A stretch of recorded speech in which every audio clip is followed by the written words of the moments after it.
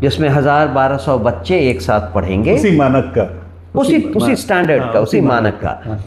तो हर प्रखंड में एक स्कूल ऐसा बनाया जाएगा, मतलब एक साल के अंत में 543 ऐसे स्कूल बनेंगे, 2 साल के अंत में 1067-68 ऐसे स्कूल बनेंगे, 5 साल के बाद ऐसे 5 स्कूल हर प्रखंड में बनेंगे, और 10 साल के बाद ऐसे 10 स्कूल बनेंगे। तो ये जो 5340 ऐसे स्कूल 10 साल के बाद बनेंगे, इनको स्टैब्लिश करने के लिए वो 5 लाख करोड़ रुपए की बात हो रही है, जो कि शनय आएगा, जो कि शनय आएगा। एक बात जो आपने कही कि समाज शिक्षित अगर नहीं होगा तब तो एक दुराचार इस तरह का बना रहेगा, हर लोग नहीं, शिक्षित करना जरूरी है। शिक्षा को दुराचार से मत जोड़िए। हम ये सोचते हैं कि सबसे पहले हमारे 5 जो सूत्र हैं उनमें सबसे पहला है कि जन्म से लेकर 15 साल के बीच में हर बच्चे को, चाहे वो गांव का हो, कस्बे का हो, झुग्गी झोपड़ी का हो, हर बच्चे को 10 साल की अच्छी शिक्षा मिलेगी, उसको देंगे। होगा क्या, 10 साल अगर हमने जिस बच्चे को अच्छी शिक्षा दे दी, उसके बाद वो समाज पर बोझ नहीं रहेगा, उसको समझ में आ जाएगा कि आगे क्या करना है। अगर उसे आगे पढ़ने का मन है तो उसके लिए उसकी व्यवस्था करवाई जाएगी, जो कि आगे ग्रेजुएशन करेगा, इंजीनियर बनेगा, डॉक्टर बनेगा, वगैरह वगैरह।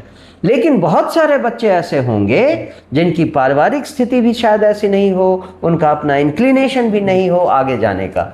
मान लीजिए फॉर एग्जाम्पल एक बढ़ई है, उसका बच्चा है जो आगे नहीं पढ़ना चाहता, 10वीं तक उसने अच्छी शिक्षा पाई, उसको सब कुछ मालूम है, अब उसको क्या करेंगे, 6 महीने 9 महीने या साल भर की कारपेंट्री की स्किल डेवलपमेंट देंगे, स्किल डेवलपमेंट, मॉडर्न टेक्नोलॉजी दिखाएंगे, मॉडर्न इक्विपमेंट सिखाएंगे, दुनिया में क्या हो रहा है इसकी ट्रेनिंग देंगे, उसको फिर पैसे देंगे, स्किल डेवलपमेंट, उसको पैसे देंगे, वो बैंक से लोन लेगा, एक प्लान बनाएगा, बैंक से लोन लेगा, अपने पिता का बिजनेस आगे बढ़ाएगा, जो कि काफी सुदृढ़ हो, जो कि सुदृढ़ होगा।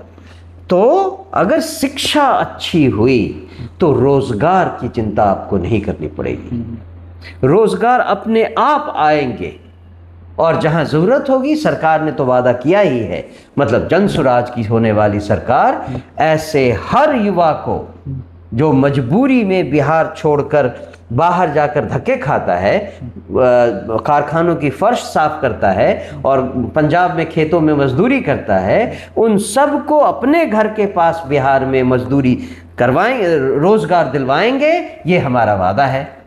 ये प्लान भी आपका ऑलरेडी रोड मैप बना हुआ है। सो शिक्षा से रोजगार सुदृढ़ होगा, सुदृढ़ होगा, और एक बार रोजगार मिल गया, लोगों की जिंदगी अच्छी हो गई, तो सरकार तो अपने आप सही हो जाएगी। अगर आपने मंत्री और विधायक अच्छे बना दिए तो समाज का समग्र विकास शुरू हो जाएगा। तो आप जानते हैं शिक्षा, रोजगार, प्लान, ये तीनों जो मुद्दा है एकदम एब्सोल्युटली, तो एक साथ समग्र हो गया, बिल्कुल। और कहां से शुरू करें आपसे? पलायन जो है, अभी हम केवल श्रम के पलायन के बारे में बोल रहे हैं। जरूरी ये बात समझने की है कि बिहार से केवल श्रम का पलायन नहीं हुआ, पढ़े लिखे लोग भी, बुद्धि का भी पलायन हुआ, और उसके साथ साथ पूंजी का पलायन हुआ। राइट, जो प्रशांत बोलते रहते हैं CD रेशियो, आपके दर्शकों को भी शायद पता होगा, यहाँ जो बैंकिंग सिस्टम है, हर स्टेट में बैंकों को ये कहा गया है कि अपने क्रेडिट, उनको जो डिपॉजिट मिलता है, बिहार के लोग जो जमा करते हैं अपनी पूंजी, उसका 70% उसी राज्य में खर्च करना है, वही वितरण कर देना है, वही वितरण करना है। ये नेशनल एवरेज भी है, लेकिन बिहार में पिछले 30 सालों से ये 70% के बदले कभी 30%, कभी 32%, कभी 35%, आज शायद 40 या 42% है। ये सच्चाई है, ये सच्चाई है। इस इश्यू को एड्रेस कर रहे हैं। 1997 से RBI का रिकॉर्ड है कि 27 लाख करोड़ रुपए बिहार के लोगों के जमा किए हुए दूसरे बिहार प्रदेश से में बाहर गए। चले गए हैं। दूसरे प्रदेश में गए। ये बिहार के साथ- केरला में बैंकों का सीडी रेशियो क्या है? 95%। गुजरात में बैंकों का सीडी रेशियो क्या है? 105%। महाराष्ट्र में क्या है? 100%। पैसे कहां से आ रहे हैं? बिहार के से लोगों जा के रहे पैसे आ रहे हैं। इसी को जगाना है, इसी चीज को तो एड्रेस ये हुआ पूंजी का पलायन। जिस दिन ये पूंजी का पलायन रुक जाएगा, उस दिन बिहार में पैसे आ जाएंगे, नए मॉल्स खुलेंगे, नए शॉप्स आएंगे, नए रोड्स आएंगे, नए नालियां बनेंगी, नए कारखाने खुलेंगे। सारे बुद्धिजीवियों का और जमावड़ा हो जब जाएगा। पूंजी आ गई और श्रम यहां है, तो बाकी लोग बाहर क्यों जाएंगे? सबको यही रहेंगे। सब लोग उसी कारखाने में, उसी जगह अपनी नौकरी ढूंढेंगे। बच्चे, आपके बच्चे भी, जो एक बार middle class, upper middle class और रिच क्लास के बारे में मैं कह रहा हूं, आपके बच्चे जब कभी बिहार छोड़कर जाते हैं, चाहे पढ़ने या उसके बाद नौकरी करने, फिर वापस बिहार नहीं आते। नहीं आते। लड़कियां जो जाती हैं पढ़ने के लिए, अब बस शादी, समझिए घर से निकल गई, घर से निकल गई। लड़कियां छोड़िए, लड़के लड़के भी। कितने लड़के आते हैं। तो बात ये है, अभी हमने सर पॉडकास्ट से किया था, आपने जो कहा बिल्कुल सही बात है। किसी एक अच्छे युवक ने कहा था, और बहुत ही अच्छी बात कही थी कि पटना बूढ़ों का शहर हो गया। उसका कारण है मेरा अपना बेटा। खैर, मेरे बेटे तो इंटरनेशनल सिटीज़ में रह चुके हैं, लेकिन कम से कम दिल्ली, मुंबई वगैरह में उनके रिलेटिव्स हैं, वहाँ रहते हैं। जब वो यहाँ आते हैं, कहते हैं, dad what should I do in the evening? क्या करूं मैं?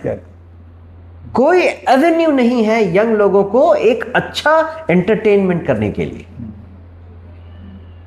जो कॉर्पोरेट कल्चर के बाद लोग शाम में एक शाम अच्छे से गुजारते हैं, वैसा नहीं है, वैसा कोई कल्चर नहीं है। अमूमन तो है ही भाई नहीं। एक दो आप मैकडोनल्ड्स खोल लीजिए, एक क्या बोलते हैं, कॉफी कैफे, और क्या उससे तो सिस्टम नहीं बनता ना, एनवायरमेंट नहीं बनता। कॉर्पोरेट तो है भी नहीं है वैसा। और वो दबंगों के कारण कभी पता नहीं रहता है कि कौन कब आके अपनी दबंगई कहां दिखा दे। ये बहुत बड़ी लड़ाई है। तो इंपॉर्टेंट बात यह है समझने की कि अगर पूंजी के पलायन को रोक दें, अगर श्रम के पलायन को रोक दें, बुद्धि का पलायन अपने आप रुकेगा, और बिहार इतनी तेजी से प्रगति करेगा कि लोग अचंभित हो जाएंगे कि ये भी हो सकता है। और ये सब होगा तब जब यहां भ्रष्टाचार खत्म हो, कानून व्यवस्था खत्म हो। कानून व्यवस्था यहां क्यों खराब है पता है? सड़क पे चलने वाला एक सिपाही, उसको उसका एसपी कुछ नहीं कह सकता, क्योंकि उस एसपी ने कुछ कहा, कुछ डांटा किसी गलती के कारण, तो वो सिपाही अपने विधायक और मंत्री के ड्राइंग रूम में जाकर खड़ा होगा और कहेगा कि हमारा एसपी हमको तंग कर रहा है। 2 घंटे के भीतर उस एसपी के पास फोन आएगा विधायक का और मंत्री का कि तुम हमारे आदमी को परेशान क्यों कर रहे हो। एसपी कहेगा भाड़ में जाओ यार, छोड़ो, किसको क्या करना है, क्या अपना पैर। ये हो रहा है जिसके कारण कानून व्यवस्था बिल्कुल चौपट है। जन स्वराज की सरकार में ऐसा नहीं होगा। हमारे सारे विधायक, सारे मंत्रियों को यह सिखाया जाएगा कि प्रोटोकॉल का ध्यान रखो। अगर आपने प्रोटोकॉल तोड़ा तो बिहार को बदलने के बारे में भूल जाओ।